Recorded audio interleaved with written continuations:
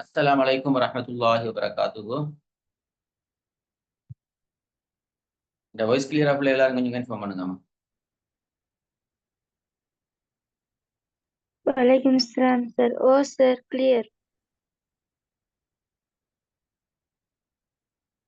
இப்ப பிள்ளைகள் நாங்க படிக்கிற தலைப்பு பிள்ளைகள் முதலாவது துணை சட்ட மூலாதாரம் தான். எது பிள்ளைகள்? முதலாவது துணை சட்ட மூலாதாரம் எது? Ijma. இஜ்மா. சரியா பிள்ளைகள்? ரைட்.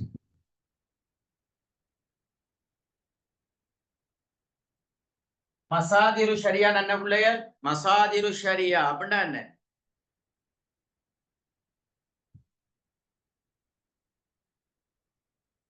மசாதிரு ஷரியா ஷரியத் சட்டங்களின் மூலாதாரம். இஸ்லாமிய சட்ட மூலாதாரங்களுக்கு சொல்றதுதான் மசாதிரு ஷரியா. நல்லா விளைவிக்கணும் பிள்ளைல. மசாதிரு ஷரியா ஏற்கனவே நாங்க பார்த்த பிள்ளைல மசாதிரு ஷரியா.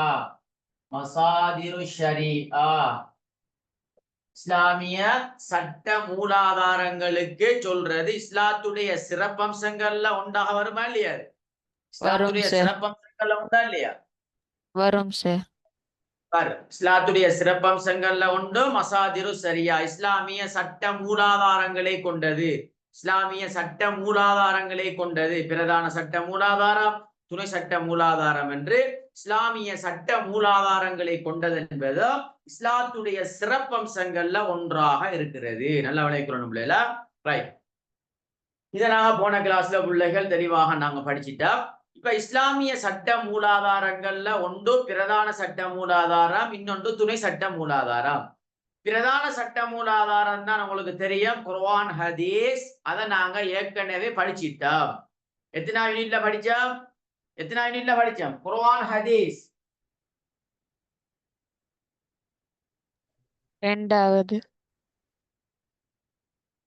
ரெண்டாவதா மூணாவதா?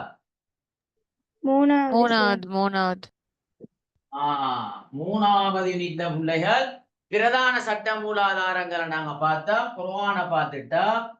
ரெண்டாவது நாங்க ஹதீஸ் என்கின்ற இதை ரெண்டையும் நாங்க முழுமையாக படிச்சு முடிச்சிட்டோம். எங்களோட சிலபஸ், இஸ்லாம் சிலபஸ்ல யூனிட் 3ல இருக்கக்கூடிய ஒரு முக்கியமான ஒரு பகுதி. யூனிட் 3ல இருக்கக்கூடிய ஒரு முக்கியமான பகுதி தான் பிள்ளைகள் இந்த குர்ஆன் சுன்னா.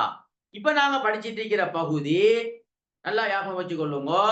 4வது யூனிட்ல இஜ்திஹாத படிச்சிட்டோம். இஜ்திஹாதுக்கு பிறகு நாங்க படிக்கிறதா இப்ப துணை சட்ட மூலாதாரம். இந்த துணை சட்ட மூலாதாரங்கள்ல முதலாவது இஜ்மா, இரண்டாவது கியாஸ். எனவே நாங்க துணை சட்ட மூலாதாரங்கள்ல இப்ப முதலாவதாக நாங்க படிக்கிறது இஜ்மா என்பதை படிக்க போறோம். எனவே பிள்ளைகள், இந்த இஜ்மா என்ற கேள்வி நீங்க பிள்ளைகள் நல்லா ஞாபகம் வச்சுக்கொள்ளணும். 2 மார்க்ஸுக்கு வரக்கூடிய ஒரு கேள்வி. 2 மார்க்ஸுக்கு வரக்கூடிய கேள்வி. இஜ்மா என்றால் என்ன? இஜ்மா என்றால் என்ன? இஜ்மா என்றால் என்ன? அல்லது இஜ்மாவை வரைவிலக்கணப்படுத்துக என்ற ஒரு கேள்வி. இந்த கேள்விக்கு நீங்க ஆன்சர் பண்ணுகின்ற போது 3.5 நிமிடத்துக்குள்ள இந்த கேள்விக்குரிய ஆன்சரை நீங்க எழுத வேண்டும். 3.5 நிமிடம் எடுக்கணும். வரைவிலக்கணப்படுத்துற என்ற ஒரு கேள்வி உங்களுக்கு வந்தா பிள்ளைகள், நீங்க அந்த கேள்விக்கு நீங்க 3.5 நிமிடத்துக்குள்ள அந்த கேள்விக்குரிய ஆன்சரை நீங்க எழுதி முடிக்க வேண்டும். அது உங்களோட பாஸ் பேப்பர்ல நீங்க பாத்தீங்கன்னா அது முதலாவது கேள்வியாக பெரும்பாலும் இருக்கு. பெரும்பாலும் பிள்ளைகள் அது முதலாவது கேள்வியாக 2 மார்க்ஸுக்குரிய ஒரு கேள்வியாக அது இருக்கு. நீங்க பாத்தீங்கன்னா உங்களுக்கு விளங்கும். இஸ்லாம்டா என்ன, கியாஸ் என்றால் என்ன, பாஸ் பேப்பர்ல பார்த்தா உங்களுக்கு விளங்கும். இப்படியான கேள்வி. இஸ்லாம்டா என்ன, கியாஸ்டா என்ன, இஜ்மாண்டா என்ன, இஜ்மாவை வரைவிலக்கணப்படுத்துக, இஜ்திஹாதுண்டா என்ன, இப்படி பிள்ளைகள் இபாதத்துண்டா என்ன, இவ்வாறான 2 மார்க்ஸுக்குரிய கேள்விதான் பிள்ளைகள் இந்த வரைவிலக்கணப்படுத்துகின்ற இந்த கேள்வி. அந்த அடிப்படையில இஜ்மா என்றால் என்ன என்ற ஒரு கேள்வி வந்தா எப்படி எழுதணும் என்ற விஷயத்தை நீங்க முதலாவதாக தெளிவாக விளங்கிக் கொள்ள வேண்டும். சரியா பிள்ளைகள்? ரைட். இப்ப பிள்ளைகள் அதுக்கு முதல் உங்களுக்கு லேசாக பிள்ளைகள் உங்களுக்கு இலகுவான முறையில இந்த வரைவிலக்கணப்படுத்துறது லேசாக சொல்லித்தாருன்னா ஒரே டைம்ல 4 விஷயத்துக்கு நீங்க வரைவிலக்கணப்படுத்தலாம். முதலாவது இஜ்திஹாத், இரண்டாவது இஜ்மா, மூன்றாவது இஜ்மாஉ ஸரீ. இஜ்மாஉ ஸரீ மூன்றும் முதலாவது இஜ்திஹாத் என்றால் என்ன, இதுக்கும் இது இஜ்திஹாத் என்றால் என்ன என்ற விஷயத்துக்கு உங்களுக்கு தெளிவாக விளக்கம் தெரிந்தால் இஜ்மாவுக்கும் நீங்க வரைவிலக்கணப்படுத்தலாம், இஜ்மாஉ ஸரீஹுக்கும் நீங்க வரைவிலக்கணப்படுத்தலாம். சரியா பிள்ளை? இஜ்மாஉ ஸரீஹுக்கும் நீங்க வரைவிலக்கணப்படுத்தலாம். இப்ப பாருங்க பிள்ளை, நான் முதலாவதாக உங்களுக்கு இஜ்திஹாத் என்னன்னு சொல்றேன்னா, இஜ்திஹாத்னா என்னன்னு சொன்னா அதிலிருந்து தான் நாங்க எடுக்கணும் இஜ்மாண்டா என்ன, அதிலிருந்து தான் நாங்க எடுக்கணும் இஜ்மாண்டா என்ன, அதிலிருந்து நாங்க எடுக்கலாம் லேசாக. இப்ப பாருங்க பிள்ளை, இஜ்திஹாத்னா என்னண்டா நவீன காலத்துல அதாவது நபி ஸல்லல்லாஹு அலைஹி வஸல்லம் அவருடைய மரணத்தின் பின்னர் நவீன காலத்துல ஒரு புதிய பிரச்சனை ஒன்று வருது. அந்த புதிய பிரச்சனைக்கான தீர்ப்பு குர்ஆன்ல ஹதீஸ்ல நேரடியாக இல்ல. நவீன காலத்துல வந்த ஒரு பிரச்சனைக்குரிய தீர்ப்பு குர்ஆன்லயும் ஹதீஸ்லயும் நேரடியாக இல்ல பிள்ளைகளா, நேரடியாக இல்ல. நவீன காலத்துல வந்த ஒரு சட்ட பிரச்சனைக்கு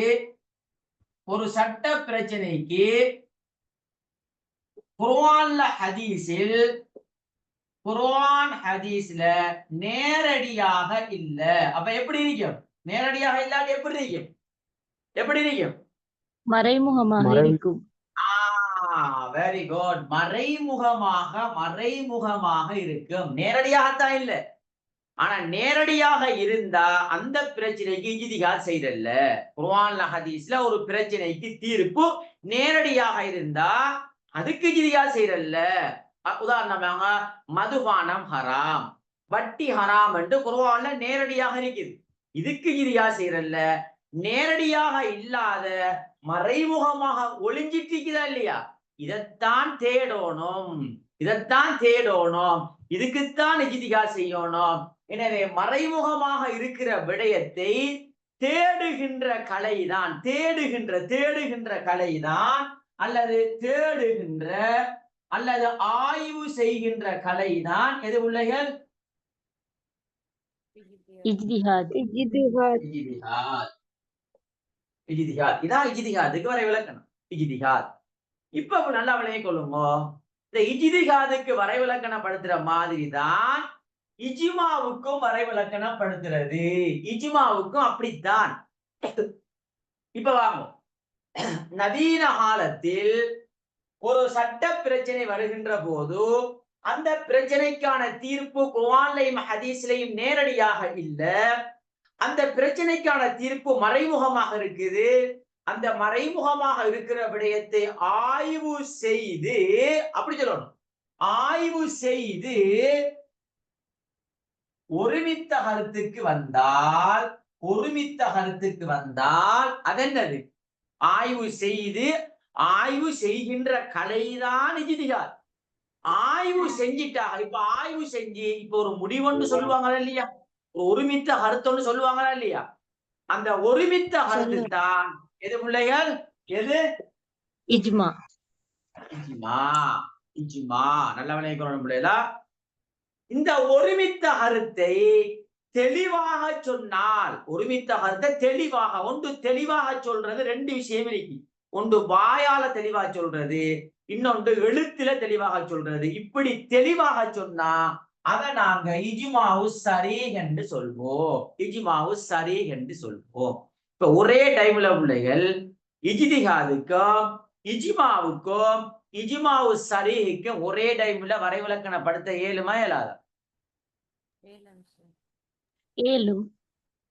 தேசி பிள்ளைல நல்லா அழகா பாடமாக்க வேண்டாம், தலைக்கு எடுங்கோ, அழகா சொல்லித்தார.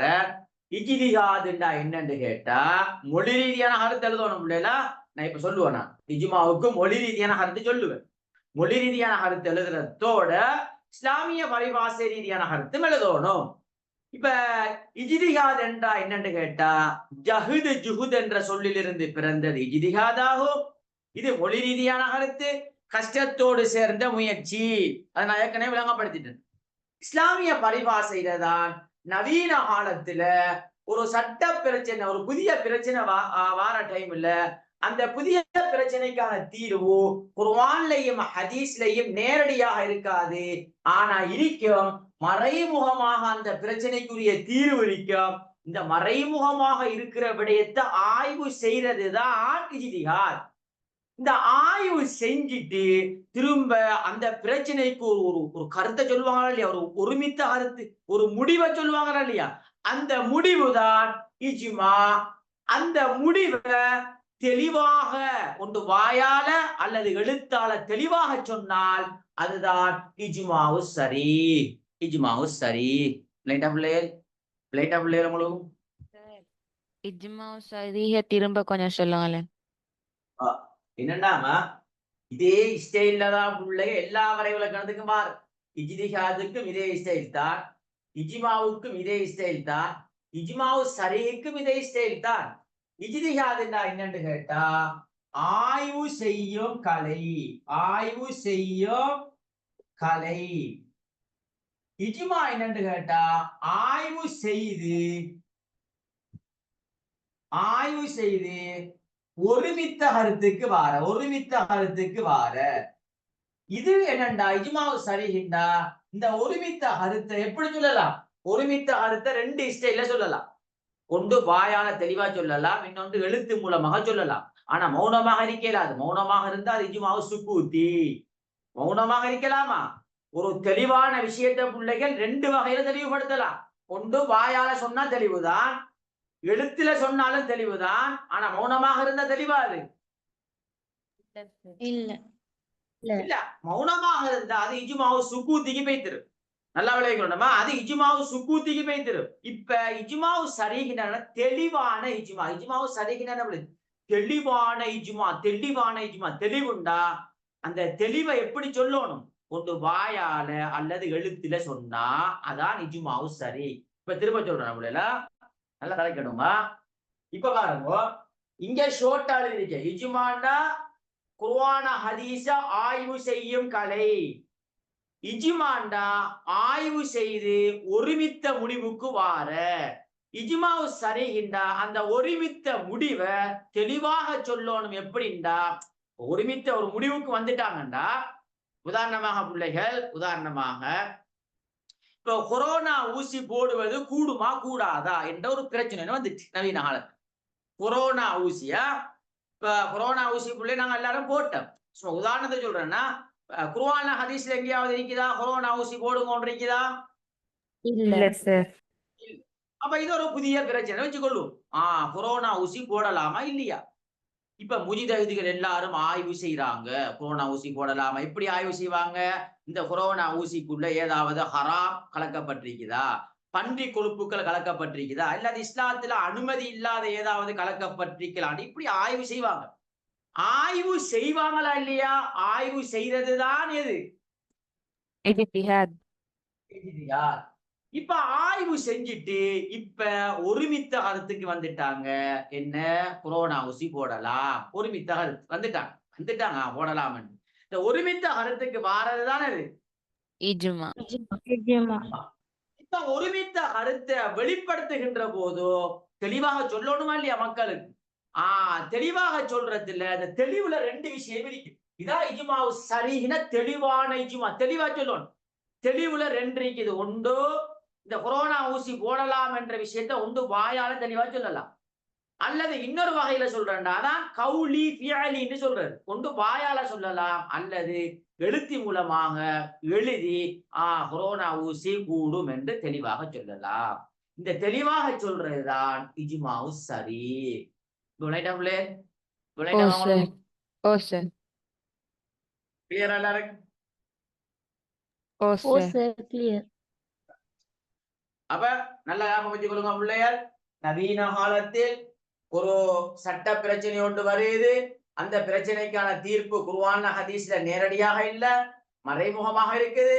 இந்த மறைமுகமாக இருக்கிற விடயத்தை தேடுதல் அல்லது ஆய்வு செய்யறது தான் இஜ்திஹாத். இந்த ஆய்வு செய்த மனிதர்கள் தான் யாரு? முஜ்தஹித். முஜ்தஹிதுகள்.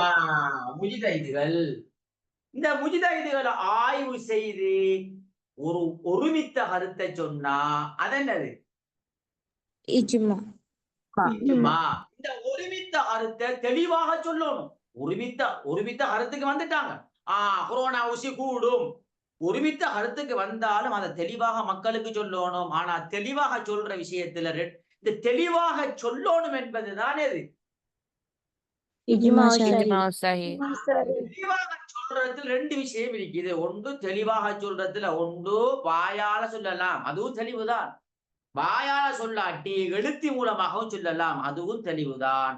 ஆனா மௌனமாக இருந்தா அது தெளிவல்ல, அது இஜ்மாவு சுக்கூத்தி. ரைட்டா பிள்ளைகள்?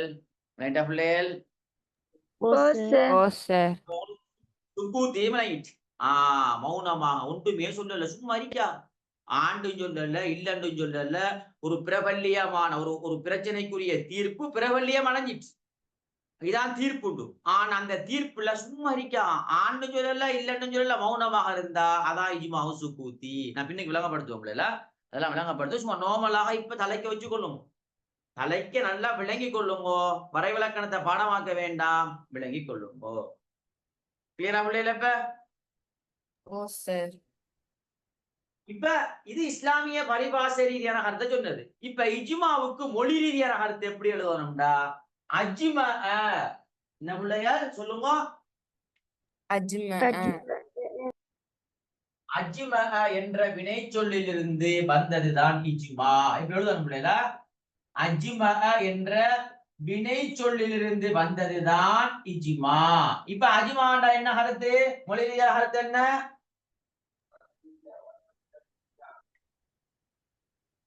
ஏகோபித்த முடிவுக்கு வருதல், ஒருமித்த கருத்துக்கு வருதல். சரியா பிள்ளையா? இப்ப ஏகோபித்த முடிவுக்கு வருதல், இது மொழி ரீதியான கருத்து. அஜ்மா என்ற வினை சொல்லிலிருந்து வந்ததுதான் இஜ்மா. அப்ப அஜ்மா என்பது ஒருமித்த கருத்துக்கு வாரது, ஏகோபித்த முடிவுக்கு வாரது என்று இது மொழி ரீதியான இதே எழுதணும் இல்ல, இதுக்கு மார்க்ஸ் இருக்கா? அப்ப மொழி ரீதியான கருத்தும் எழுதணும், இஸ்லாமிய பரிபாஷை ரீதியான கருத்தும் எழுதணும். இத நான் சொன்ன விஷயத்த இஜ்மாவை வரைவிலக்கணப்படுத்துக, இஜ்மா என்றால் என்ன என்று கேட்டு வந்தா இது 2 மார்க்ஸுக்கு வரக்கூடிய கேள்வி. மொழி ரீதியான கருத்தை எழுதுங்க, அதோட இஸ்லாமிய பரிபாஷை. அவ்வளவுதான். எத்தனை நிமிடம்? 3.5 நிமிடம். முடிஞ்சு பிள்ளைகள் அவ்வளவுதானா? இந்த ஈடுபடுற மனிதர்களை பிள்ளைகள் எதுல வாராங்களோ அதுல மட்டுமே எழுதும். உதாரணமாக இஜ்திஹாதுல ஆய்வு செய்கின்ற கலை இஜ்திஹாத், அதுல ஈடுபடுற மனிதர்களை சொல்லுங்க. முஜ்தஹிதுகள். அதுல ஈடுபடுற மனிதர்களை முஹத்தீஸ். ஏன்னா இப்படி பிள்ளைகள் எதுல ஈடுபடுற மனிதர்கள் வருவாங்களோ அதை நீங்க வரைவிலக்கணத்துல கடைசியாக சொல்லணும். மற்றபடி பிள்ளை மற்ற இடங்கள்ல எல்லாம் நீங்க மொழி ரீதியான கருத்து, இஸ்லாமிய பரிபாஷை ரீதியான கருத்து எழுத வேண்டும். இப்ப ஓ சார். சொல்லுங்கம்மா. இந்த 10 மார்க்ஸுக்கு கேள்வி வந்தா அந்த டைம்ல அறிமுகம் கொடுக்கக்குள்ள இத போட்டு கேளுந்தானே. அறிமுகம் கொடுக்கின்ற போதுமா இஜ்மாண்டா என்னன்னு சொல்லலாம். இஜ்மா சம்பந்தமான ஒரு கேள்வி வந்த உதாரணமாக இஜ்மாவுடைய வகைகளை விளக்குகண்டு வந்தா பிள்ளைய 10 மார்க்ஸுக்கு நாம அறிமுகமாக இஜ்மாண்டா என்ன என்று வரைவிலக்கணத்தை கொடுக்கலாம். ஓகே, சரியாமா?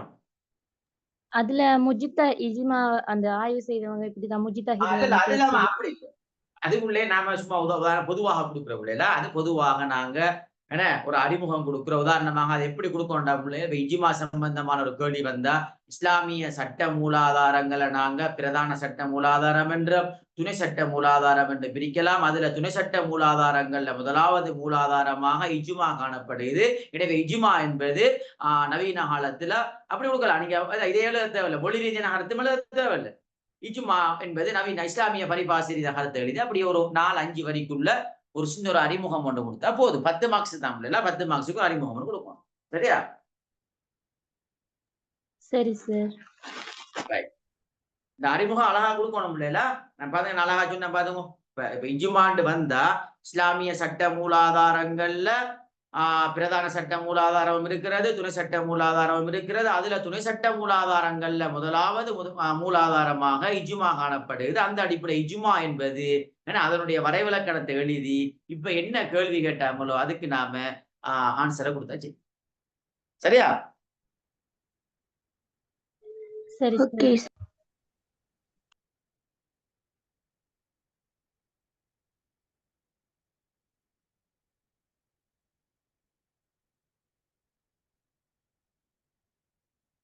இன்ஷால்லா டைம் டேபிள் ஒன்று போடுவோம்ல குரூப்ல. இன்ஷால்லா நாளைக்கு எப்படி எதிர்பாருங்க. கிழமைக்கு பிள்ளை 2 கிளாஸ் போடுவேன். சரியா? இப்போதைக்கு பிள்ளைல இது வரங்காட்டியுமா 11ஆம் மாசம் இந்த A level முடியங்காட்டியும் 2 கிளாஸ் போடுவேன். அதுக்கு பிறகு தொடராக நடக்குமா. வளமையாக நான் ஒவ்வொரு நாளைக்கு தான் கிளாஸ் செய்கிறேன். ஆனா இப்ப கொஞ்சம் பிள்ளைகள் பிஸி, கொஞ்சம்னா கடும் பிஸி பிள்ளைல. அதனாலமா இப்போதைக்கு உங்களுக்கு கிழமைக்கு 2 கிளாஸ் நடந்துட்டு இருக்கோம். 11ஆம் மாசத்துக்கு பிறகு ஒவ்வொரு நாளையும் கிளாஸ் நடக்கும் பிள்ளைல. இன்ஷால்லா அந்த 2 டைம் டேபிளை இன்ஷால்லா குரூப்ல நான் இன்ஷால்லா நாளைக்கு போட்டுவோம் பிள்ளைல. சரியா? இப்ப அடுத்தது பிள்ளை 4 மார்க்ஸுக்கு ஒரு கேள்வி. எத்தனை மார்க்ஸுக்கு? 4 மார்க்ஸுக்கு 7 நிமிடம் ஒதுக்க வேண்டும். 7 நிமிடங்கள். இந்த 4 மார்க்ஸ் கேள்வி இப்ப நாங்க அடுத்தது படிக்கிறது. இஜ்மா என்பது இஸ்லாத்தில அனுமதி என்பதற்கான குர்ஆன் ஹதீஸ் ஆதாரங்கள் ஒவ்வொன்று தருக. இஜ்மா என்பது நாம் சொல்றோமா இல்லையா? இஜ்மா துணை சட்ட மூலாதாரம், அதை ஏற்றுக்கொள்ளலாம் என்று சொல்றோமா இல்லையா? அப்ப இஜ்மா என்பது இஸ்லாத்தில அனுமதி என்பதற்கான குர்ஆன் ஹதீஸ் ஆதாரம் ஒவ்வொன்று தருக என்று கேட்டா ஒரு குர்ஆன் வசனத்தை எழுதணும், ஒரு ஹதீஸ் எழுதணும், அதுக்கு ஒரு ஷோர்ட்டான விளக்கம் ஒன்று கொடுக்கணும். ஷோர்ட்டானண்டா அவடத்து அந்த குர்ஆன் வசனம் இஜ்மாவை உறுதிப்படுத்துதா, இஜ்மாண்டு வருதுதா என்று தொடர்புபடுத்தி காட்டணும். நான் காட்டுறேன் பிள்ளைல. இப்ப குர்ஆன் வசனத்தை நான் இடிக்கிற மாதிரி தான் வாசிக்கணும், சும்மா கண்ட மாதிரி கோதை இல்லாது. இப்ப டியூட்ட பாருங்க.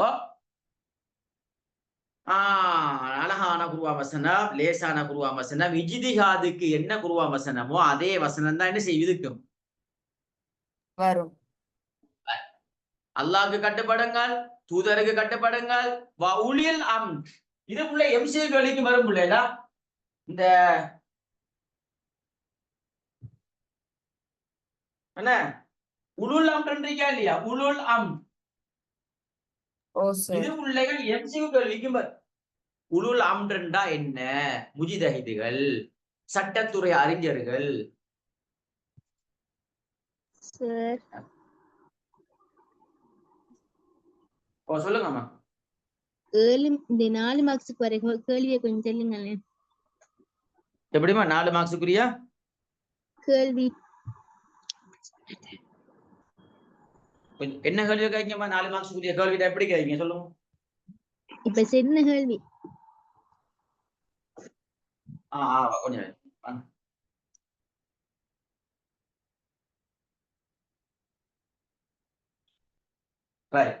நான் அதான் நாங்க படுத்துறோம் பிள்ளைல. கொஞ்சம் வெயிட் பண்ணுங்க. கொஞ்சம் அவசரமான கோல் பிள்ளைல. கொஞ்சம் வெயிட் பண்ணுங்க.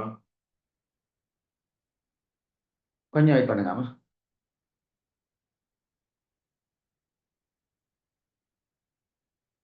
ஹலோ, அஸ்ஸலாமு அலைக்கும் சார். என்ன சும்மா இருக்கீங்களா? என்ன சார் கால் பண்ண?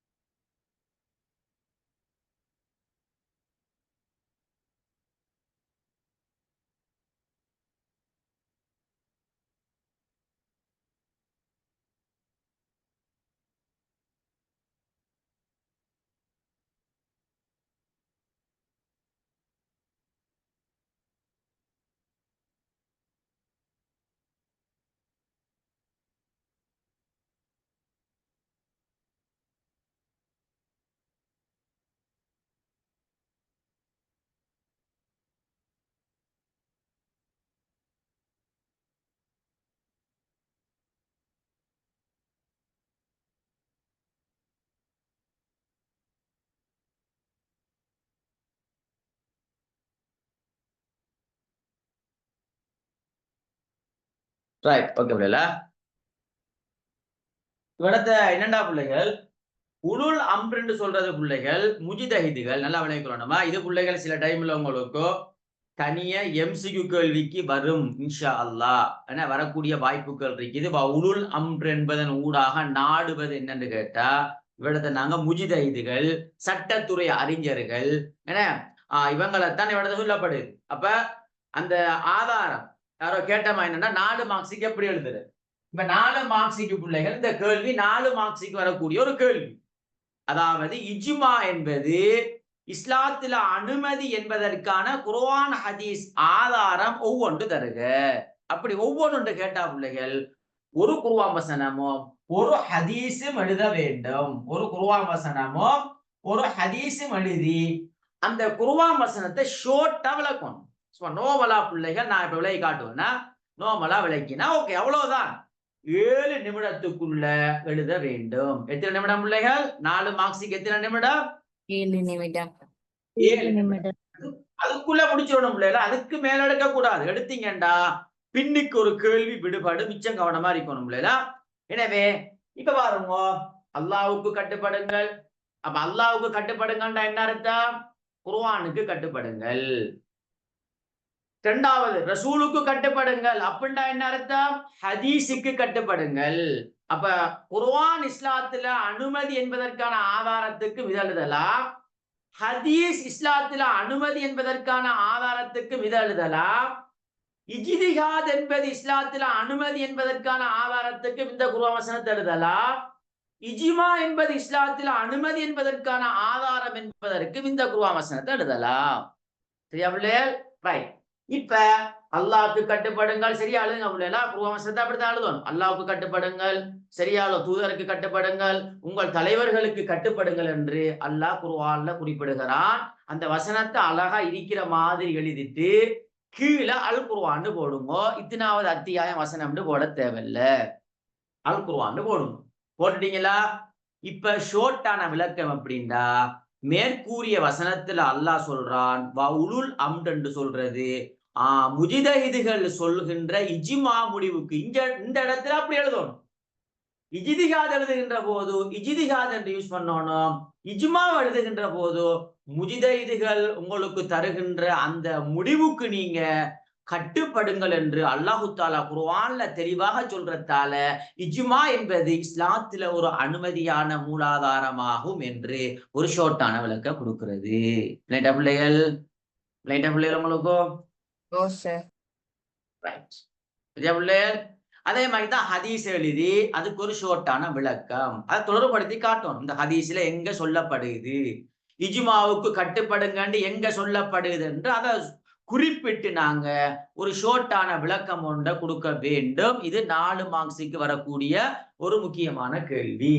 இப்படி நிறைய வசனங்கள் போட்டிருக்க பிள்ளைகள். என்ன காரணம்டா, சில டைம்ல பிள்ளைகள் என்ன பாஸ் பேப்பர்ல அப்படி வரல, சில டைம்ல உங்களோட முதல் பேப்பர்கள்ல பிள்ளைகள் இத ஒரு 10 மார்க்ஸுக்கு தனியா கேட்டா, என்ன இஜ்மா என்பது இஸ்லாத்துல அனுமதி என்பதற்கான ஆதாரங்களை விளக்கு கண்டு 10 மார்க்ஸுக்கு கேட்டா, இப்ப நாம ஒரு குர்ஆன் வசனம் எழுதினா போதுமா? இல்ல. இந்த டைம்ல பிள்ளைகள் நாங்க 2-3 குர்ஆன் வசனத்தை எழுதி ஹதீஸ் எழுதி கொஞ்சம் விளக்கணும், கூடுதலாக விளக்கணும். ஏண்டா 10 மார்க்ஸுக்கு பிள்ளைகள் உங்களுக்கு தெரியும், ஏற்கனவே சொல்லியிருக்கிறேன், 10 மார்க்ஸுக்கு 19 நிமிடம் எடுக்கணும்.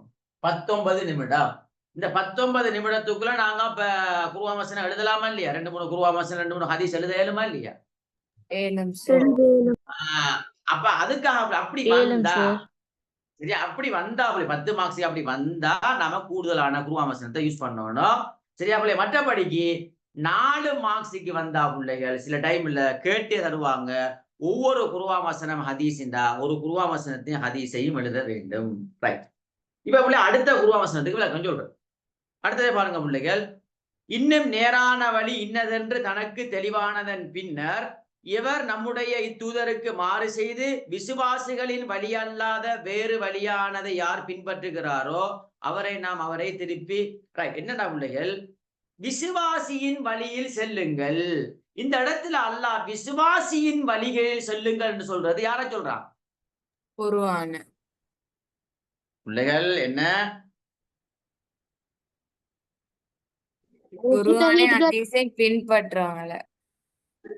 இன்னும் நேரான வழி இன்னதென்று தனக்கு தெளிவானதன் பின்னர் இவர் நம்முடைய இத்தூதருக்கு மாறு செய்து, அப்ப தூதருக்கு மாறு செய்யறா எதுக்கு மாறு செய்யுது? ஹதீஸுக்கு. ஹதீஸ் மாறு. அப்ப அது நமக்கு தேவை விடத்து, அந்த வசனத்தை எழுதணும். ஆனா நமக்கு விடத்தை இஜ்மாக்கு தேவை. இரண்டாவது வருதா, விசுவாசிகளின் வழி அல்லாததை யார் பின்பற்றுகிறாரோ, முஜிதஹிதுகள் விசுவாசிகளா இல்லையா? விசுவாசிகள். விசுவாசிகள். அவங்களோட வழியை நீங்க பின்பற்றாம வேற வழியை பின்பற்றினால் அப்ப என்ன அர்த்தம்? விசுவாசிகளுடைய வழியை பின்பற்றுங்க. முஜிதஹிதுகளின் விசுவாசிகள், அவங்க ஈமான் கொண்டிருக்காங்க, அவங்களோட வழியை நீங்க பின்பற்றுங்க. அப்படி பின்பற்றினால் நீங்க சுவர்க்கம் சொல்லுவீங்க. ஆனா விசுவாசிகள் வழி இல்லாத வேற வழியை நீங்க பின்பற்றினா எங்க போவீங்க? நரகத்துக்கு. நரகம் போவீர்கள் என்று குர்ஆன் தெளிவாகவே சொல்லுது. அப்ப அல்லாஹ்வுக்கு மாறு செய்ய இயலாது, தூதருக்கு மாறு செய்ய இயலாது. ஓகே, அதே மாதிரி விசுவாசிகளின் வழி இல்லாத வேற வழியையும் என்ன செய்யலாது, நாங்க செல்ல இயலாது. பின்பற்ற இயலாது. அப்ப விசுவாசிகளுடைய வழின்னு சொல்றது முஜிதஹிதுகள் இஜ்மா முடிவை சொன்னா அதை நீங்க பின்பற்றுங்க, சொர்க்கம் போவீங்க. விசுவாசிகள் இல்லாத வேற வழிகள்ல நீங்க போனீங்கன்னா நீங்க நரகத்துக்கு போவீங்க. எனவே முஜிதஹிதுகள் சொல்லுகின்ற இஜ்மா முடிவுக்கு நீங்க கட்டுப்படுங்க, சுவர்க்கம் கிடைக்கும். கட்டுப்படலையா நரகம் கிடைக்கும் என்று குர்ஆன் தெளிவாக சொல்கிறது. விஷயம் விளையாட்டவங்களுக்கு ஓ சார். குர்ஆன் வசனத்தை புள்ளை இருக்கிற மாதிரி தான் எழுதும். சரியா பிள்ளைகள்? சில டைம் நம்ம பெரிய குர்ஆன் வசனமா இருந்தா பிள்ளைகள் அந்த அது வரங்கட்டியும் விட்டாலும் கொஞ்சம் பிரச்சனை இல்லையா? இப்ப தூதருக்கு மாறு செய்து விசுவாசிகளின் வழி இல்லாத யார் பின்பற்றுகிறாரோ அவரை அவர் திருப்பிய வழியிலே திருப்பி விடுவோம், திரும்ப நரகத்தில் புகுத்தி விடுவோம். அப்படி சும்மா கடைசி மட்டும் சொல்லாம விட்டாலும் பிரச்சனை இல்லை, நரகத்தில் புகுத்தி விடுவோம் என்ற விஷயம் வரும். வந்து அல் குர்ஆன் போடுங்க, போட்டு கீழே ஒரு ஷோர்ட்டான விளக்கம். நான் சொல்ற விளையாட்ட பிள்ளைகள் உங்களுக்கு பெரும்பாலுமா இது 4 மார்க்ஸுக்கு வரக்கூடிய கேள்விதான். பெரும்பாலும் பிள்ளைகள் இது 4 மார்க்ஸுக்கு வரக்கூடிய கேள்வி. சில டைம் 10 மார்க்ஸுக்கு வந்தா மேலதிகமான குர்ஆன் வசனங்களுக்கு தேவைப்படுமா படாதா? தேவைப்படும். அப்ப குர்ஆன் வசனத்தை மேக்சிமம் நல்லா அழகா எழுதுங்க. கூட சில டைம்ல பெரிய குர்ஆன் வசனம் பாடமாக்கி இடையில வரங்கட்டி நின்றுட்டுண்டாலும் கொஞ்சம் பிரச்சனை இல்லை பிள்ளைகளா. ஆனா கட்டாயம் எல்லாத்தையும் எழுதணும். சில டைம்ல வரல. என்ன, விசுவாசிகளின் வழி இல்லாததை யார் பின்பற்றுகிறாரோ அவர் நரகத்தை புகுத்தி விடுவோம் என்று எழுதி விட்டீங்க. கொஞ்சம் கோடை எப்படி போட்டு உள்ளே நீட்டுக்க கீழே குர்ஆன் போடுங்க. ஆனா அப்படி போட இயலா. சில டைம்ல வராட்டி என்ன செய்யற உள்ளே வராட்டி என்ன செய்ய சொல்லுங்க, கொண்டு போறேதான் ஒன்னும் செய்யல பிள்ளைகளா. கொண்டு போங்க, விளக்கத்தை எழுதி கொள்ளுங்க. இன்ஷா அல்லாஹ் மார்க்ஸ்கள் கிடைக்கும் பிள்ளைகள். ஆனா இருந்தாலும் குர்ஆன் வசனங்கள பிள்ளைகள் மேக்சிமம் இந்த இஸ்லாத்துல பிள்ளைகள் மேக்சிமம் நம்ம குர்ஆன் வசனங்களை கொஞ்சம் அதை மட்டும் தானே. மற்ற இந்த இஜ்மாக்கியா சிஜிதிஹாத் இதெல்லாம் நாம இருக்கிற மாதிரி பாடமாக தேவையில்லை. நாம யோசிச்சதெல்லாம் குர்ஆன் ஹதீஸை மட்டும் பிள்ளைகள் இருக்கிற மாதிரி பாடமாகிக் கொள்ளுங்க. சில டைம்ல பெரிய வசனங்கள் வராட்டியும் இடையில விஷயங்களை சொல்லி சரியா பிள்ளை குர்ஆன் 7 மணி அளவுக்கு பிள்ளைகள் ட்ரை பண்ணி போட பாருங்கோ. சரியா பிள்ளைய? விஷயம் வந்துடணும், முக்கியமாக விஷயம் வரணும். ரைட்டா பிள்ளைகள்? கிளியரா? ஓ சார்.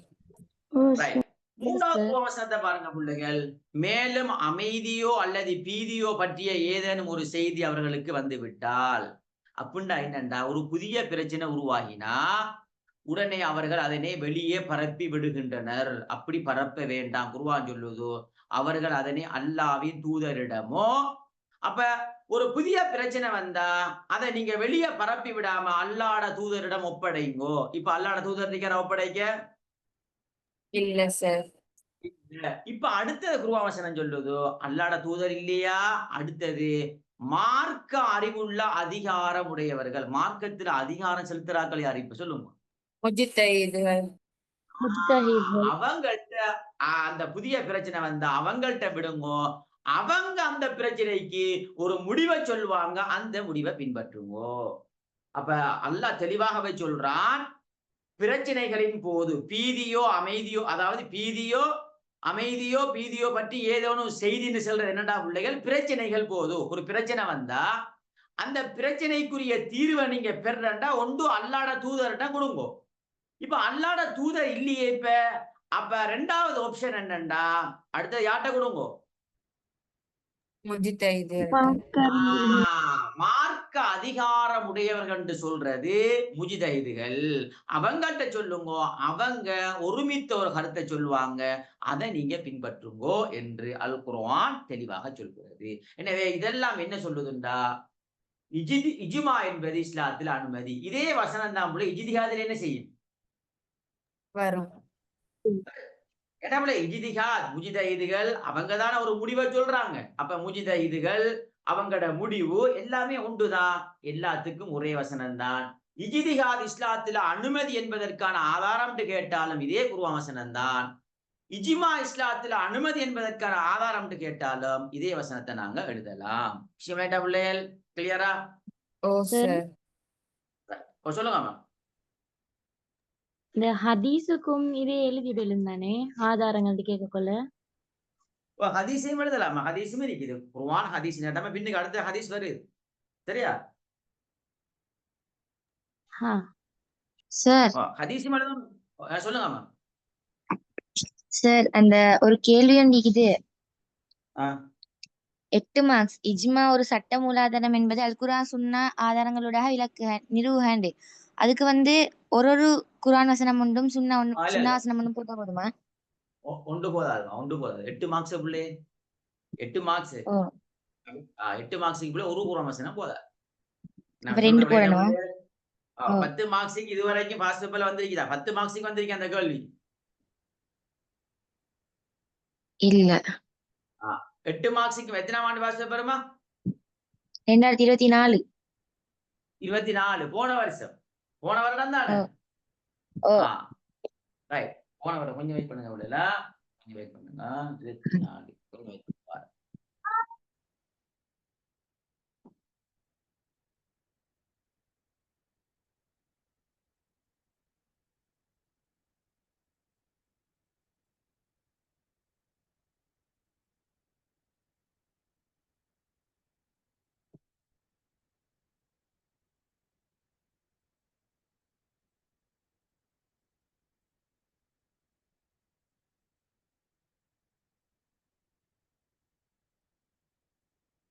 கொஞ்சம் சொல்லுங்கம்மா. எத்தனாவது கேள்விமா சொல்லுங்க. 2வது கேள்வியில 4வது 2024 பார்ட் 1 பேஜ்ல. ரைட்.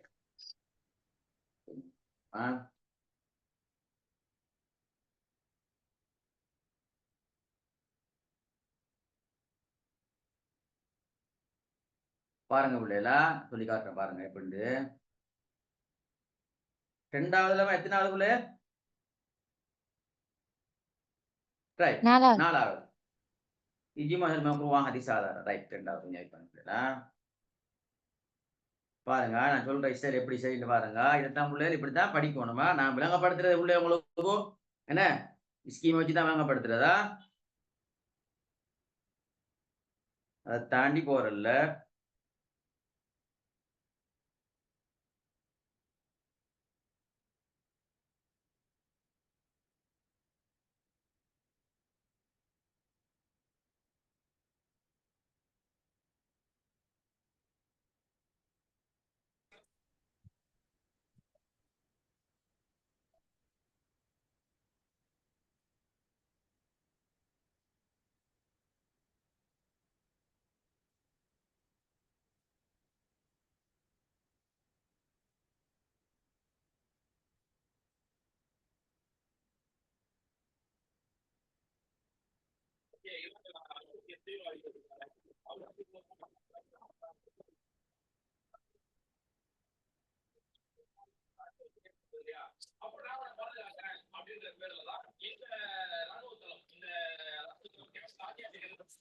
ரைட்.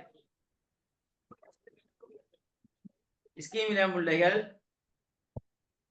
நான் போட்டிருக்கிற அந்த குர்ஆன் வசனம் தான் இருக்குது. இந்த இடத்துல பிள்ளைங்க 8 புள்ளி என்பதனால ஒரு குர்ஆன் வசனம் ஒரு ஹதீஸ் எழுத போதாது. பிள்ளை இப்போ உங்களுக்கு இந்த இடத்துல பிள்ளைகள் ஒரு குர்ஆன் வசனம் ஒரு ஹதீஸ் எழுதினா போதுமா? இந்த இடத்துல தான் நாங்க அதுக்காகத்தான் உங்களுக்கு விளையிட்ட இப்ப 2-3 ஹதீஸும் 2-3 குர்ஆன் வசனமும் குர்ஆன் வசனம் பிள்ளைகள் மிச்சம் லேசி பிள்ளைல ஹதீஸ் அதை விட லேசி சின்ன சின்ன குட்டி குட்டி ஹதீஸ் தானே ஹதீஸ் சின்ன சின்ன ஹதீஸா இல்லையா ஓ சார் இதுல புள்ளே நாங்க உதாரணமாக 2 குர்ஆன் வசனம் ஒரு 3 ஹதீஸ் அப்படி அல்லது ஒரு 3 நீங்க எழுதுங்க அப்படி பல என்ன குர்ஆன் ஹதீஸ் ஆதாரங்கள் அப்படித்தான் வரும் ஸ்கீம் இல்ல ஆதாரங்கள் அப்ப ஆதாரங்கள் என்பது பன்மையில வருதா ஒருமையில வருதா பன்மையில இந்த இடத்துல பிள்ளைகள் நான் சொன்னா இல்லையா 4 மார்க்ஸுக்கு வந்தா எப்படி வரும்டா அதான் சொல்லி காட்டணும் உங்களுக்கு அதுக்காகத்தான் நான் உள்ள இங்க டியூட்ல நான் எல்லாத்துக்கும் ஏற்ற மாதிரி தான் டியூட்டு தயாரிச்சிருக்கிறேன் 4 மார்க்ஸுக்கு வந்தா சொல்லி தருவேன் 4 மார்க்ஸுக்கு வரணும் எப்படி வரும்டா இஜ்மா என்பது இஸ்லாத்துல அனுமதி என்பதற்கான ஆதாரங்கள் ஒவ்வொன்று தருக அப்படி வந்தா ஒரு குர்ஆன் வசனமும் ஒரு ஹதீஸும் என்ன செய்யணும் எழுதி ஆகவே விளக்க வேண்டும் அப்ப 8 மார்க்ஸுக்கு வந்தா புள்ளே யோசிச்சு பாருங்க 8 மார்க்ஸுக்கு வந்தா அப்ப டைம் கூட எடுக்கும் அப்ப 8 மார்க்ஸுக்கு வர டைம்ல பிள்ளைகள் நல்லா விளங்கிக் கொள்ளணும் இந்த இடத்துல நாங்க இந்த குர்ஆன் வசனங்களையும் ஹதீஸையும் போட்டு நாங்க விளக்க வேண்டும் ரைட்டா பிள்ளைகள் இப்ப கிளியரா உங்களுக்கு ஓ சார் 8 மார்க்ஸுக்கு என்னமா 8 மார்க்ஸுக்கு எத்தனை நிமிடம் எடுக்கணும் எழுத 8 மார்க்ஸுமா கிட்டத்தட்டமா ஒரு 15 நிமிஷம் எடுக்கணும் இல்ல ஒரு 15 நிமிடம் என்ன செய்யணும்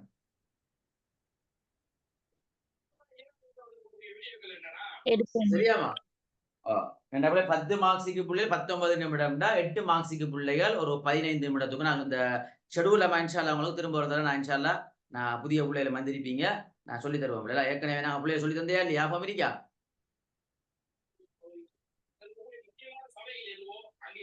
ஓ சார் எல்லாம் அழகா 2 marks 4 marks 6 marks 8 marks 10 marks 5 marks 8வது கேள்விக்குள்ளே 5 மார்க்ஸ் அதுக்கு நாங்க ஒவ்வொன்றுக்கும் 9 நிமிடம் ஒதுக்கணும் 5 மார்க்ஸுக்கு எத்தனை 9 நிமிடம் 9 நிமிடங்கள் ஒதுக்க வேண்டும் 5 மார்க்ஸ் ஏன்னா 8வது கேள்வி 5 மார்க்ஸ் தான் ஒவ்வொன்றுக்கும் 9 நிமிடமா நாளையும் எழுதணும் பாருங்க கேள்வியை பாருங்க பிள்ளை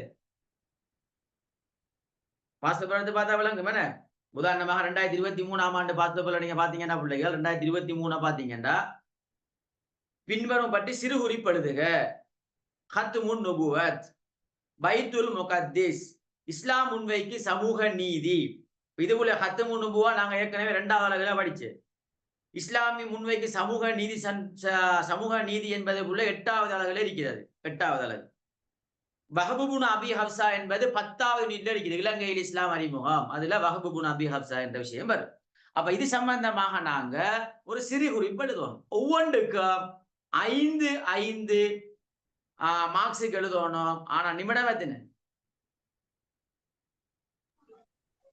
9 நிமிடம் 9 நிமிடத்துக்குள்ள உள்ள உதாரணமாக வஹபுபுன் அபி ஹப்சா அவர் சம்பந்தமான ஒரு தகவலை 9 நிமிடத்துக்கு எழுதணும் அது நாங்க பிள்ளை இன்ஷால்லா 10 அலகுல படிப்போமா இலங்கையில் இஸ்லாம் அறிமுகத்தை ரசூலுல்லாஹ் வஹபுபுன் அபி ஹப்சாவை சீனாவுக்கு பிள்ளைகள் அனுப்பினார் இஸ்லாத்தை போதிக்கிறதுக்கு அந்த சீனாவுக்கு போற வழியில தான் இலங்கையும் இருக்குது அப்ப இலங்கை மன்னன்டையும் ஒரு கடிதத்தை ரசூலுல்லாஹ் கொடுத்தாராம் இலங்கை மன்னன்டை இந்த இஸ்லாம் பற்றிய கடிதத்தை கொடுங்கோ இஸ்லாத்தை இலங்கை மக்களுக்கு சொல்லி கொடுங்கோ என்று வஹபுபுன் அபி ஹப்சாவை ரசூலுல்லாஹ் அரசியல் செய்கின்ற போது உள்நாட்டில் மாத்திரம் அரசியல் செய்யவில்லை சர்வதேசத்துக்கு ரசூலுல்லாஹ் அரசியல் செய்தார்கள் அந்த அடிப்படையில தான் ரசூலுல்லாஹி அலைஹி வஸல்லம் அவங்க வஹபுபுன் அபி ஹப்சாவை சீனாவுக்கு அனுப்பினார் வார வழியில இலங்கைக்கு இஸ்லாத்தை போதிச்சிட்டு சொல்லிட்டு அப்படியே என்ன செய்யுங்கண்டா நீங்க நாட்டுக்கு வாங்கோ என்று சொன்னார் என்ற தகவலை நாங்க அழகா எழுதுவோம்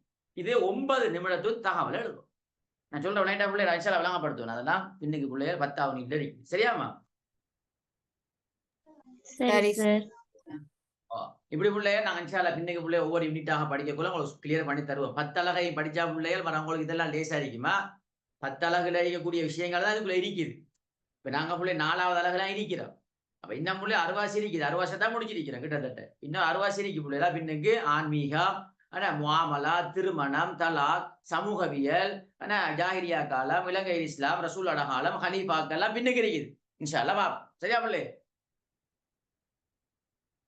சரி சார் ரைட் இப்ப ஹதீஸ பாருங்க பிள்ளைல, ஹதீஸ் அழகா எழுதணும் பிள்ளைல. 8 மார்க்ஸுக்கு வந்தா பிள்ளைல ஒரு குர்ஆன் வசனம் ஒரு ஹதீஸ் எழுதுற இல்லையா? எழுதுறையா சொல்லுங்க. இல்ல சார். ஆனா டைமை வச்சுதான் பிள்ளைகள் விளக்கத்தை கூட்டுறதா குறைக்கிறதா, குர்ஆன் வசனத்தை கூட்டுறதா குறைக்கிறதான்னு டைமை வச்சுதான் தீர்மானிக்கிறது. அப்ப 8 மார்க்ஸுக்கு டைம் இருக்குது. அப்ப அழகா எழுதலாம். என்ன 7 மார்க்ஸுக்கே பிள்ளைகள் நாம ஒரு குர்ஆன் வசனத்தை ஒரு ஹதீஸை விளக்குறோம்டா, அப்ப 15 நிமிடம் சொல்லக்குள்ள பிள்ளைகள் 2-3 குர்ஆன் என்ன ஒரு 2 குர்ஆன் வசனத்தை எழுதுறீங்க. ஒரு சின்ன ஹதீஸ் இப்ப 2 குர்ஆன் வசனம் வருது, விளக்கம் எழுதியாச்சு.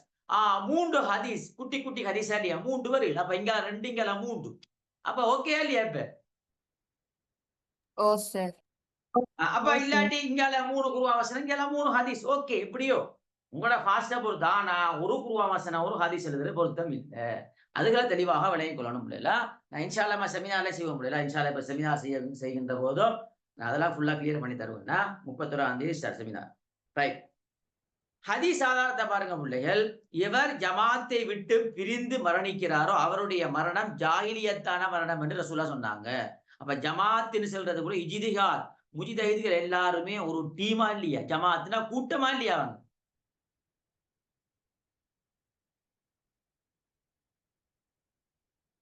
சொல்லுங்க. சார் நீங்க கேட்டது விளங்கல. என்னடாமா ஹதீஸ பாருங்க பிள்ளைகள். எவர் ஜமாத்தை விட்டு பிரிந்து மரணிக்கிறாரோ, ஜமாத்துன்னு சொல்றது ஒரு கூட்டத்துக்கு சொல்றது.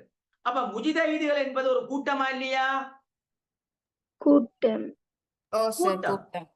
அப்ப முஜ்தஹிதுகள் அந்த கூட்டமாக டீமாக சேர்ந்து ஒரு முடிவை சொல்லி அந்த முடிவை நீங்க பின்பற்றாமல் மரணித்தால் உங்களுடைய மரணம் எப்படியா? மடமையை உருவாக்கும். ஜாகிலியத்து மடமையான நல்ல மரணம் இல்லை என்று ரசூலா சொல்றாங்கண்டா. அப்ப முஜ்தஹிதுகளுடைய கருத்துக்களை ஏகோபித்த முடிவை நீங்க பின்பற்றி வாழ்ந்தா உங்களோட மரணம் நல்ல மரணமாக இருக்கும் என்று ரசூலா சொல்றாங்க. இப்படி ஹதீஸ் எழுதி பிள்ளைகள் ஷோர்ட்டான விளக்கம், ஒரு ஷோர்ட்டான விளக்கம், அவ்வளவுதான். விளங்கிட்டா? ஓ சார். இரண்டாவது, சத்தியத்தில் நிலைத்திருக்கக்கூடிய ஒரு கூட்டம் எனது சமூகத்தில் என்றென்று விருந்து கொண்டே இருப்பார்கள். சத்தியம். அப்ப முஜ்தஹிதுகள் இருக்கிற சத்தியமா அசத்தியமா? சத்தியம். அப்ப ரசூலா சொன்னாங்க சத்தியம். சத்தியத்துல இருக்கக்கூடிய ஒரு கூட்டம் இருந்து கொண்டே இருப்பாங்க. அப்ப முஜ்தஹிதுகள் ஒவ்வொரு காலத்திலேயும் வரக்கூடிய பிரச்சனைக்கு தீர்ப்பு சொல்லிட்டே இருப்பாங்க. எல்லா காலத்திலேயும் முஜ்தஹிதுகள் உருவாகுவாங்க.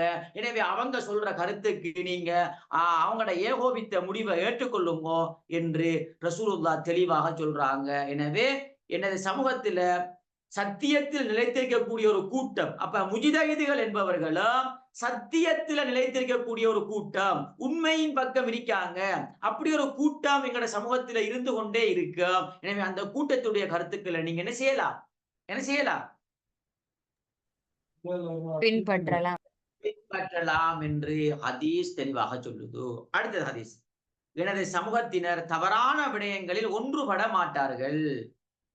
அப்ப எனது சமூகத்தினர்டா முஜ்தஹிதுகள் ஒன்றுபடுறாங்களா இல்லையா? ஒரு புதிய பிரச்சனை வந்தா முஜ்தஹிதுகள் ஒன்றுபடுறாங்க. என்னத்துக்காக வேண்டி ஒன்றுபடுறாங்க? நன்மையான விஷயமா தவறான விஷயத்துக்கா? நன்மையான விடயத்துக்கு. நன்மையான விஷயத்துக்கு ஒன்றுபடுறதால ஏற்றுக்கொள்ளுங்க. ஆனா தவறான விஷயத்துல ஒன்றுபட்ட ஏற்றுக்கொள்ளலாமா? இல்ல. அவ ஹதீஸ பாருங்க. எனது சமூகத்தினர் ஒன்றுபடுறா அவங்க தவறான விடயத்துல ஒன்றுபட மாட்டாங்க, நல்ல விஷயத்துல ஒன்றுபடுவாங்க. நல்ல விஷயத்துல ஒன்றுபட்டு அவங்க ஒரு கருத்தை ஒரு முடிவை சொன்னா அந்த முடிவை என்ன செய்யுங்க? அப்ப இஜ்மா தார முடிவு, இஜ்மாவாக பெரும் முடிவு ஒரு போதுமே வழிகேடாக இருக்காது. வழிகேடாக இருக்குமா? இஜ்மாவுடைய முடிவு வழிகேடாக இருக்குமா? இருக்காது. வழிகேடாக இருக்காது. எனவே பிள்ளைகளோட ஹதீஸ் எழுதுற அதுக்கு ஒரு கணக்கான விளக்கம் இப்படி சும்மா நோமலாக பிள்ளை இதெல்லாம் யோசிக்க தேவையில்லை. சும்மா பிள்ளை ஒரு டைமை வச்சு இந்த கேள்விய 3 குர்ஆன் வசனத்தையோ அல்லது 2 குர்ஆன் வசனத்தை 3 ஹதீஸையும் வச்சு ஒரு விளக்கம் ஒன்று எழுதி பாருங்க. உங்களுக்கு விளங்கும். சரியா டைமுக்குள்ள எழுதுறமா? அப்ப உங்களுக்கு விளங்கும். Right, okay. சரியா பிள்ளைகள்? ரைட். அப்ப இன்றைக்கு நாங்க படிச்சது பிள்ளைகள் 2 மார்க்ஸுக்குரிய கேள்வியும் 4 மார்க்ஸுக்குரிய கேள்வி, 8 மார்க்ஸுக்குரிய கேள்வி, அதே மாதிரி 10 மார்க்ஸ். சில டைம்ல பிள்ளைகள் இது 10 மார்க்ஸுக்கு வந்தாலும் 3 குர்ஆன் வசனம் 3 ஹதீஸை போட்டு அழகான முறையில விளக்கி எழுதணுமா இல்லையா? சொல்லுங்க. எழுது சொல்லுங்க சார். கேட்டோம். சரியா பிள்ளைகள்? அப்ப அழகான முறையில பிள்ளைகள் நிறைய ஹதீசுகள் இருக்குது. சரியா பிள்ளைகள்? இன்னொரு ஹதீஸ் இருக்குமா, அதை எழுதி கொள்ளுங்க பிள்ளைகளா. நோட் பண்ணி கொள்ளுங்க பிள்ளைகளா. சொல்றேன், நான் சின்ன ஹதீஸ் பிள்ளைகளா.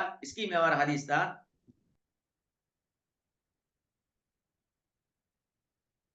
ஸ்கீம்ல சொல்லப்பட்ட எல்லா விரிக்கைகளும் இன்னொரு சின்ன ஹதீஸ் ஒன்று போட்டிருக்காங்க. அதையும் சும்மா எழுதி கொள்ளுங்க. சின்ன ஹதீஸ் தானே பிள்ளை. அப்ப அதெல்லாம் உங்களுக்கு இஷ்யூ கொண்டா இல்ல. எழுதுறீங்களா? ஓ சார் யார் சுவர்க்கத்தின் இன்பங்களை சுவைக்க விரும்புகிறாரோ எழுதுங்க பிள்ளைகளா. கீழே சும்மா ஹதீஸோட சரியா. யார் சுவர்க்கத்தின் இன்பங்களை சுவைக்க விரும்புகிறாரோ அவர் சமூகத்தோடு இணைந்திருக்கட்டும். அவ்வளவுதான். அப்ப சமூகம் முஜிதைதிகள் என்பவர்கள் ஒரு டீமாக இருக்கிற சமூகமா இல்லையா? சார் இன்னொருக்கா சொல்லுங்களேன். யார் சுவர்க்கத்தின் இன்பங்களை சுவைக்க விரும்புகிறாரோ, யாரு சுவர்க்கத்துக்கு போக விரும்புகிறாரோ அவர் சமூகத்தோடு இணைந்திருக்கட்டும். சமூகத்தோடு செல்லட்டும், தனித்து செல்ல வேண்டாம். முஜிதைதிகள் ஒரு முடிவாக எல்லா சமூகத்துக்கு சொல்லுகின்ற போது நான் அந்த முடிவை கேட்க மாட்டேன், நான் தனியா போறேன் போனாருண்டா நரகத்துக்கு போய் திருவாரு. ஓ சார்.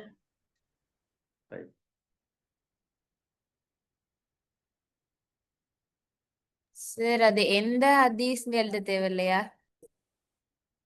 இல்லம்மா, கீழே ஹதீஸ் போடலாம். புதுவாப்புல நீங்கம்மா ஒரு ஹதீஸை சரியாக எழுதிட்டு புள்ளைல கீழே நீங்க ஹதீஸ்னு போடலாம். அது பிரச்சனை இல்லை. சரியா? சரி சார். நீங்க யாபம் வந்த அதாவது முஸ்லீம் அப்படி யாபம் வந்து எழுதுங்கோ. அப்படி வராட்டி புள்ளையில குருவா வசனமாகித்தான். ஏன்னா இத்தனா அத்தியாயம் வசனம்னு போட தேவையில்ல, குருவான்னு போடலாம். ஹதீஸ் ஆனா சரியா எழுதணும் பிள்ளைல. சும்மா கண்டமாகி யோசிச்சு எழுதி போட்டு குருவான் ஹதீஸ்னு போட்டா மார்க்ஸ் வராது.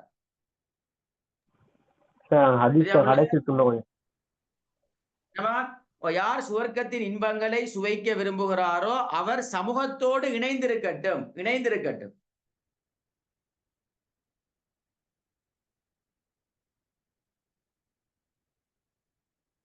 அப்ப கட்டாயம் பிள்ளைகள் 2 குர்ஆன் 2 ஹதீஸ் கட்டாயம் எழுதப்பட வேண்டுமா? 2 குர்ஆன் வசனமும் 2 ஹதீஸும் 2 கட்டாயம். அதுக்கு மேலதிகமாக நீங்க இன்னொரு ஹதீஸை போடலாம், அது பிரச்சனை இல்லை. 8 மார்க்ஸுக்கு பிள்ளைல கட்டாயம் 2 குர்ஆன் வசனம் 2 ஹதீஸ் வந்தே ஆகும். ஒரு குர்ஆன் வசனம் சரி வராது என்ற விஷயத்தை தெளிவாக விளங்கிக் கொள்ளுங்க பிள்ளைல. அந்த விஷயத்தை விளங்கிக் கொள்ளும். ரைட். குர்ஆன் வசனம் என்ன சொல்லுங்கம்மா?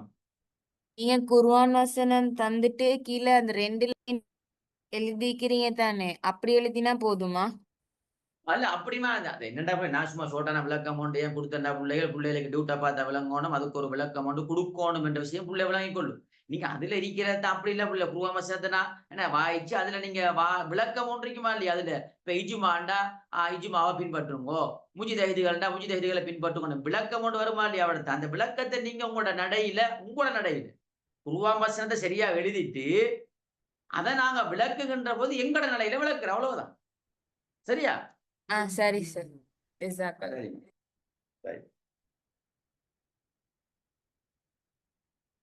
சரி, அவ்வளவு போதும் பிள்ளைல, கூட தேவையில்ல. 2 குர்ஆன் வசனம் 8 மார்க்ஸுக்கு வந்தா 2 ஹதீஸ் கட்டாயம் வாஜிப், கட்டாயம் எழுதியாகும். 2 குர்ஆன் வசனம் 2 ஹதீஸ். அதுக்கு மேலேயும் இன்னொரு குர்ஆன் வசனம் இன்னொரு ஹதீஸை போட்டுக்கொள்ளுங்க. அது உங்களோட திறமை பிள்ளைகள். அல்லது 2 குர்ஆன் வசனத்தை எழுதி இப்ப 2 குர்ஆன் வசனம் எழுதிட்டீங்க. இப்ப குர்ஆன் வசனம் கடும் பெருசா இருக்கு, 2 எழுதிட்டேன். அப்ப ஹதீஸ் என்னன்னா இருந்தா ஹதீஸை 3 செய்யலாம். இப்ப எழுதேலும் கூட ஆனா 2 குர்ஆன் வசனம் 2 ஹதீஸ் என்பது கட்டாயம் பிள்ளைல. ஏன்னா 1 எழுதுறது பொருத்தம் இல்லை, மிச்சம் கவனமா இருக்கணும் அந்த விஷயங்கள்ல. சரியா பிள்ளைகள்? ரைட். இதுகள் தான் பாடம் பிள்ளைகள். இன்ஷா அல்லாஹ் அழகா உங்களை அப்படியே ஓர்டராக கொண்டு போவேன். சரியா பிள்ளைகள்? 11ஆம் மாசம் வரும் வரைக்கும் கிழமைக்கு 2 கிளாஸ் தான். 11ஆம் மாசத்துக்கு பிறகு ஒவ்வொரு நாளைக்கு நான் வளமையா செய்யற மாதிரி ஒவ்வொரு நாளைக்கும் கிளாஸ் போடுவேன். வளமையா அப்படித்தானே செய்யறது, ஒவ்வொரு நாளைக்கு கிளாஸ் போட்டு செய்யறதா இல்லையா?